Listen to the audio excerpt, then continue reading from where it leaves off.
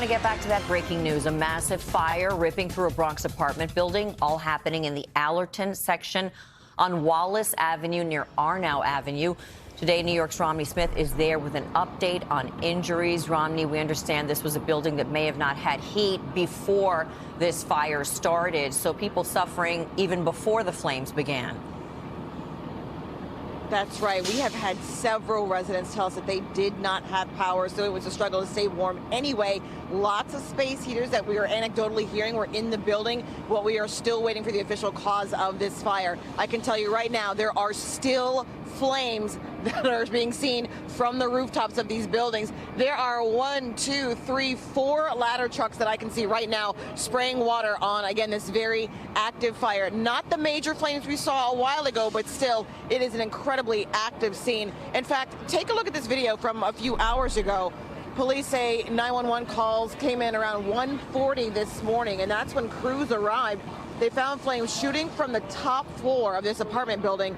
The building has 6 stories and likely more than 200 people call it home. We're talking men, women, and children. We've seen them outside this morning, some in just their pajamas.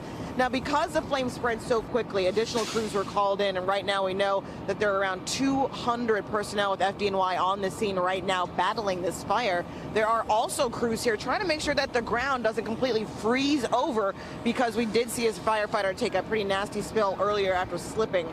Now, right now, we know that the number of people who have been injured has been updated. We are now up to 7 people who have injuries as a result of this fire. 5 of them are firefighters, 2 of them are civilians. We are still working to confirm exactly what their injuries are and if they'll be okay. Again, we did see one firefighter take a pretty nasty fall on the ground as a result of slipping on the ice. Where's the ice coming from? From the water, from the fire trucks that are trying to put out the fire. Residents of the building are being asked to go to PS 76 to register with the Red Cross for help, including food, clothing, and shelter. We spoke with one woman who has lived across the street for decades, and she told us she has never seen anything like this. Because I told them the building is on fire. They said, what? I said, yes. So they came right away. Oh, my God.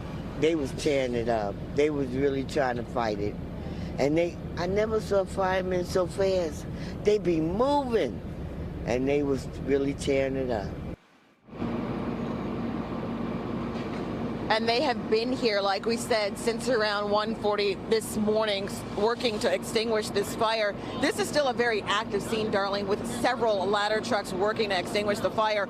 Again, multiple people from inside the building telling us that they had been without heat for days and were using blankets and space heaters to try to stay warm. We did speak with the woman who the fire started in her unit, but she was too distraught to go on camera. She told us it was a result of an electrical malfunction, but she couldn't elaborate. She got her kids and her husband out, but unfortunately she's still looking for her pets at this point in time. She is devastated, as are many of the residents who are being directly impacted by this massive fire. Again, it started at 1:40. Right now it is 6:36, and Darlene, that fire is still burning. We are live in the Allerton section of the Bronx. Romney Smith, Today in New York. Back to you. Romney, thank you for the update.